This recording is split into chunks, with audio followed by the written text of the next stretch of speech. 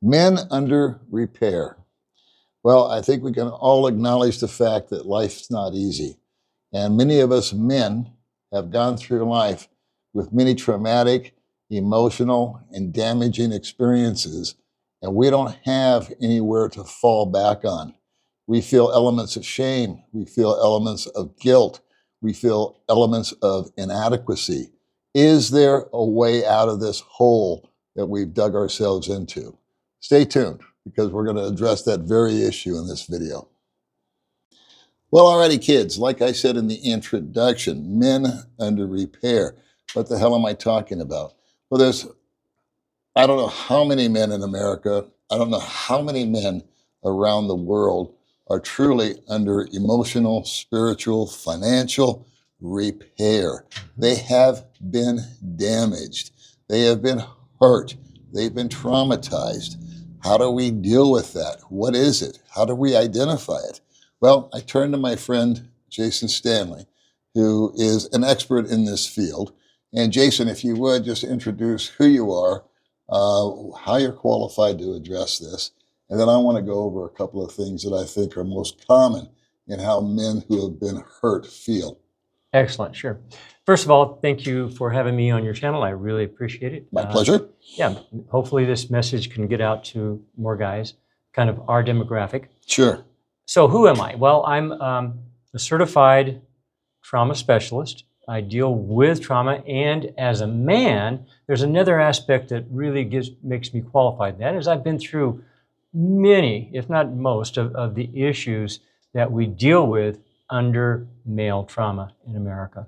So you've got boots on the ground, as you'd say, in experiencing this, feeling this, yes, having experience with it, yes, and also having been schooled and learned about it, yes, and how to address it. I'm jumping the gun here, but maybe you did that for your own self, just for your own sake, in order to feel better or to understand why you were feeling bad. Am I off course there? A little off course, yeah. Okay, correct. But there is a place where that comes in, and that is, as I learned about it, I go, holy crap, that's me. Over and over and over, I learned things to recognize that I didn't even understand I was actually feeling. I knew I felt that way, but I didn't know what it meant and etc. So as I was going through it, like a barber school will cut each other's hair. Well, I was working with other students and actually the professionals, getting my own self-help. And through the trauma that I had experienced, we were resolving those issues for me. So, I think that these issues have really bubbled to the surface in the last 30 or 40 years. There's been a big shift in the male-female roles. Women have become much more empowered. There's just a dynamic that's not the same as when you and I were in high school. Yep. And girls went to, what was it, home economics, where they learned how to sew, and guys went to wood shop. And it was real defined roles. And then we got the dual incomes, and then we had the feminist movement and all of that. And there are some really solid guys out there that have been really solid boyfriends, really solid husbands, and they just get the short end of the stick. If the woman, and majority of the time, it is the woman yes, it is. that decides to end the relationship. Yep. So for the sake of this conversation, we'll say married with children. Okay. All right. What's the process when they go through the divorce court?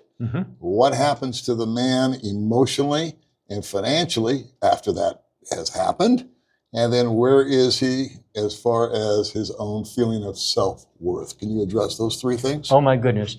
Well, I'm going to address it from a sideways point of view, and because I want to bring in something that isn't feminist oriented, but it's an important thing, but it gets huge play, and that is suicide. I know that seems like a strange thing, but here's the deal. Day to day, on a regular daily basis, men commit suicide 4 times more than women. Okay, we do stuff, they don't, they talk about it, they have suicide gestures, we actually do it.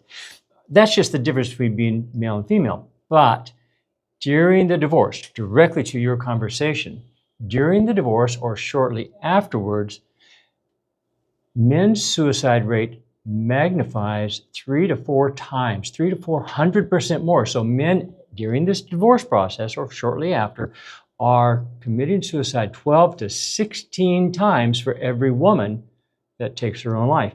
And during the same time, there is not a statistical blip with women. So that's just to give you a sense of how powerful this topic that we are. That speaks volumes. It really does. It really Yeah. does. That these guys have gotten to the edge of despair, Yes. where there's just no hope. Exactly. When we lose hope, what else? You've got nothing to cling to. There's no hope. And you just want the pain to end. Exactly. And so you Right. end it the only way you know how. So I'm sorry I interrupted. Oh, that's you, quite but all right. please No, continue. it has hit you. This is new information to Paul. Yeah. And it hit him the way it hit me, and I'm going I to had assume no it's the way it clue hit of that statistic. most guys. Yeah. No idea. Okay, so anyway, I kind of interrupted you, but It's quite all right. I'm known It for did exactly what I hoped it would do, and that is make the point that divorce for men, especially fathers, is absolutely devastating. Excuse me. And so what's going on? Well, I don't want to get out too far in the weeds, but here's basically it. You are being told all of your life that you should be a good man. What does a good man mean? Well, being told by the women, a good man is kind, generous, etc. And now we're learning that a good man is also boring. That's why she left him, because she's bored with the marriage. And the more educated she is, the more likely she's going to leave. Those are just statistics. Well, what's that do to the guy? He's dedicated himself to the woman and to the children. He's been the best that he knows how to be. And we're problem solvers. We find a problem, we want to fix it. So the kids have a problem, we want to do something. We apply ourselves. The woman has a problem, we apply ourselves. But all of that is now not working. And in the way the courts work and the way the legal system works, and it's not just America, it's most of the West, if the woman says, oh, but he did these naughty things to me, because her attorney has said, well, tell him that he did this, but he never did that, but tell him anyway. Okay, well, he would force sex on me. We have a name for that, it's called rape. He would beat me at night. He never laid a hand on me, but tell him anyway. So she does, and these false allocations then immediately are believed by the woman. There's no proof for it. There's nothing there. And I don't want to beat women up on this, but here's what happens to the guy, is all of a sudden truth no longer has validity. Your belief in truth over the course of lie after lie after lie, and if you're one of the guys that unfortunately, and it's not rare, certainly not uncommon, that you wind up spending a few days in jail because she said these things. So you'll spend time in jail. Now you can't see your kids unless you're at the courthouse, and everything about who you are is suspicious. You're now a suspect instead of the good guy, and all that that means. So he's lost his trust in truth. He loses his trust in the system. Now, what system is? We've got the police, we've got the church, and then we've got the courts. And the courts are kind of like the last bastion of where you wear a three-piece suit and you always get dressed up and comb your hair. Well, all of a sudden that's not working. It's wrong, and it's doing everything, and you bring your resources for, and it just doesn't work. Not here. Not here. And we understand guilty beyond a reasonable doubt in crime, but this is civil court. This should be me and her. We should be hashing, and you simply can't hash it out. And unfortunately, there's going to be a lot of guys who contest this. The lawyers, and I'm not picking on lawyers, I'm just saying this is the way it is, they tend to drag it out on purpose because they're getting paid by the hour. One thing and I hear dozens of stories. One guy said, oh yeah, my wife and I figured it all out, and she had an attorney and I didn't. And so we went to the thing, and I said, here's half of my resources and here's the other half. And I think this is what I want, and this is good for you. You said do it. And the attorney looked at it and said, oh no, that's not fair. I said, oh, well, all right, well here, let's switch. The attorney said, oh, that's not fair. And so there was no way they stayed in court again and again. So this happened. So now your expenses, you mentioned finances. Mm-hmm. Well, the first step is the man almost always moves out. Well, now he's out of his home. All of us familiar stuff. She's got the home that he worked for 10, 20, 30 years for. Okay. She's got the kids. Okay. We don't really argue that. We don't like it. We're unhappy about it, but okay. But we're living in some crappy little one-bedroom apartment, with a mattress on the floor often, depending on what our economic status is. And by the time we're done with this, she owns the house. She owns the cars, or at least the best car. She has half of your retirement, and you're devastated financially. So where do you stand? And what's going on? Well, the self-doubt, the fear. All of a sudden, the guy who was really solid in himself starts doubting himself. He starts feeling like, my friends are telling me to get back. No. I'll just stay home tonight and watch TV. Well, what's really going on is that's a form, actually, of literal PTSD. And this is documented, it's well understood. So there's some stuff going on in the brain. We won't get into all that, but it's in the brain. Now, understand, your brain and your mind are two different things. Okay? Your brain is a physical organ, and it can be changed, literally changed.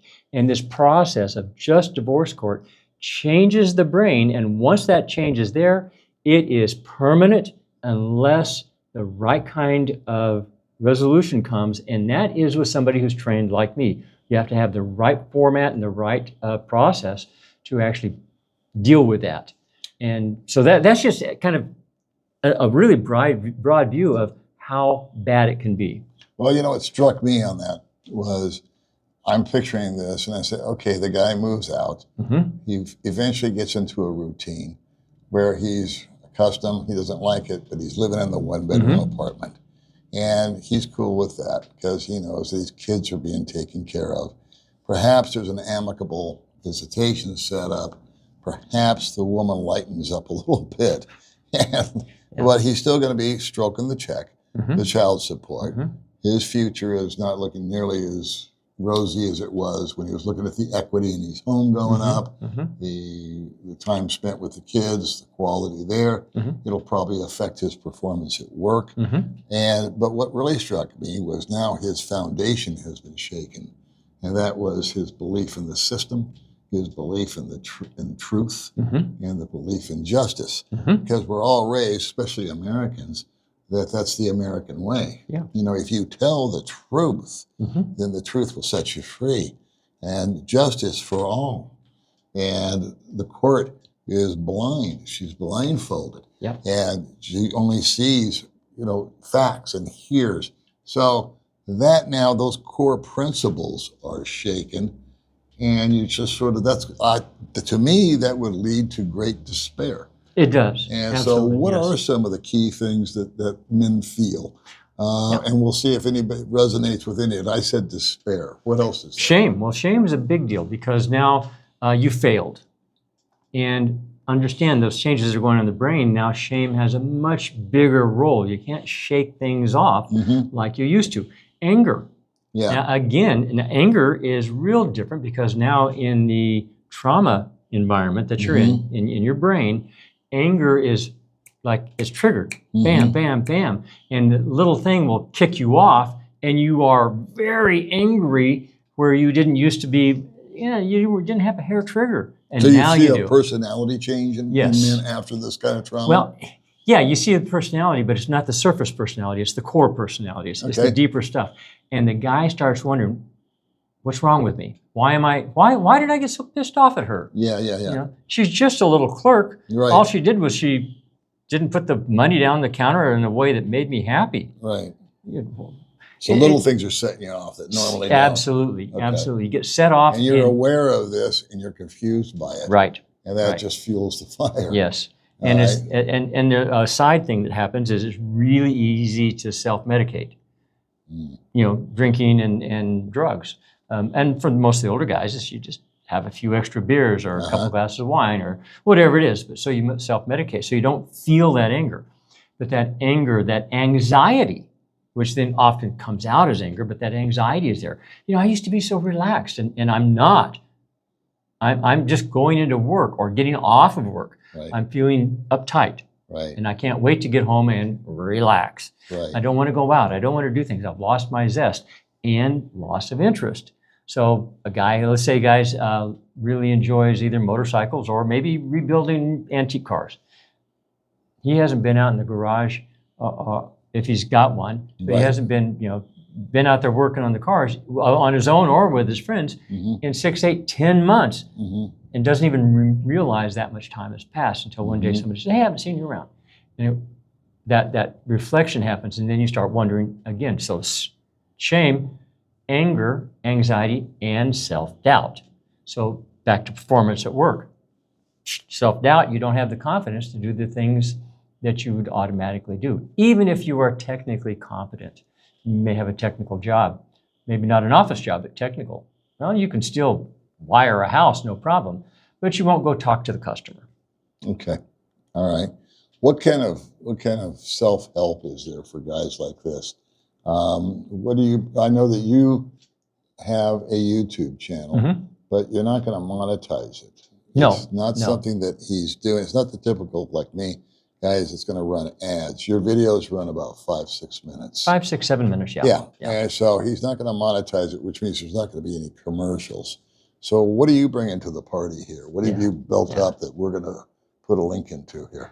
Well, what I'm putting together, and this is a new channel, it's a new effort. I'm putting together, and I have a half a dozen guys right now, but that will turn into a few hundred, is only men, male practitioners, from the life coach to the men's group facilitator to the people like me that are certified therapists, not therapists, I have to be careful with that word. I am not a licensed therapist. That would be your psychiatrist or a licensed counselor. Okay. I'm neither one of those, and generally speaking, I don't bring those guys into the system because I'm working with guys that just need a lesser help.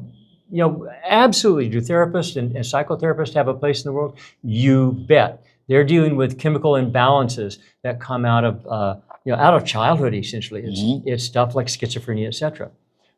You guys are not that group. You guys are the guys that have been screwed over and are paying the price for it.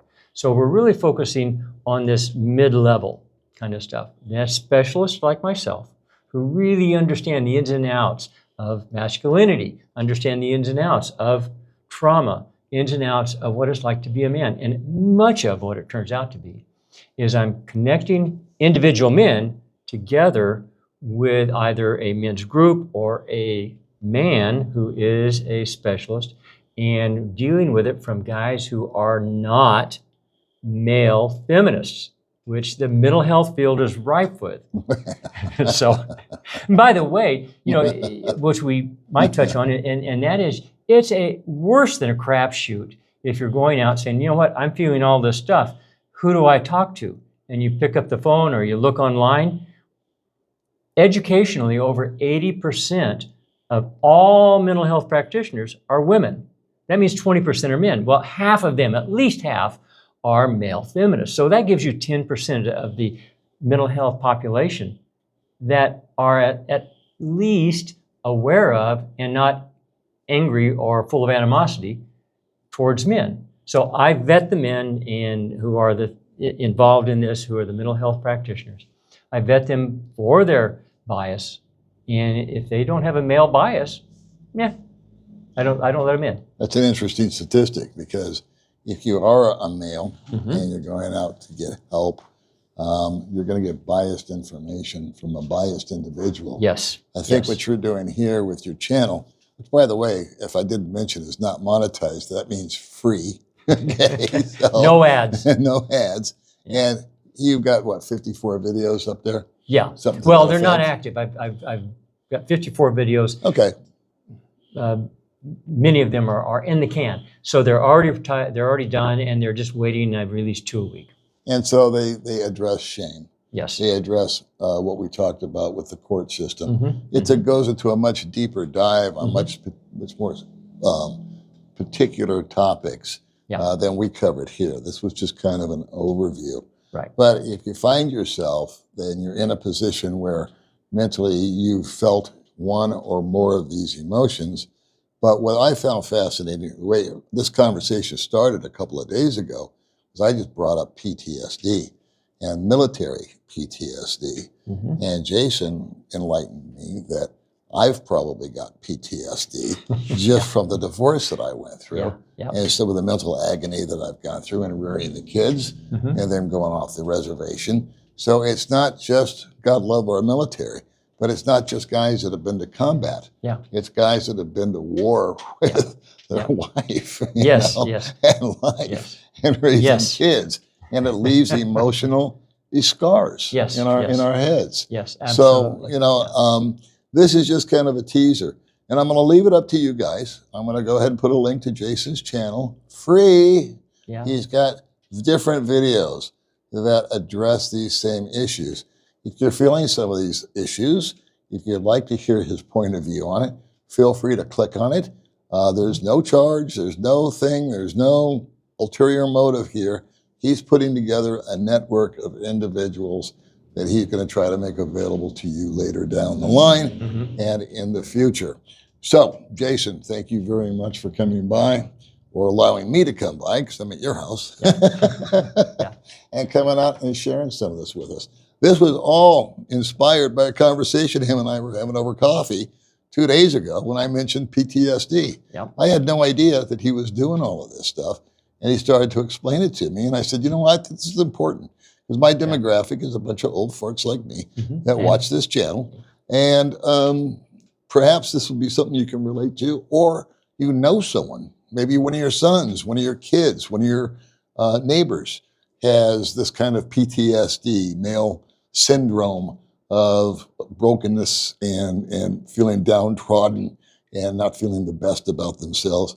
And God forbid, one of the ones that don't find any ulterior except to end it the unthinkable Right. way. Right. And I was shocked at that number. So Jason, thank you for coming on the channel, buddy.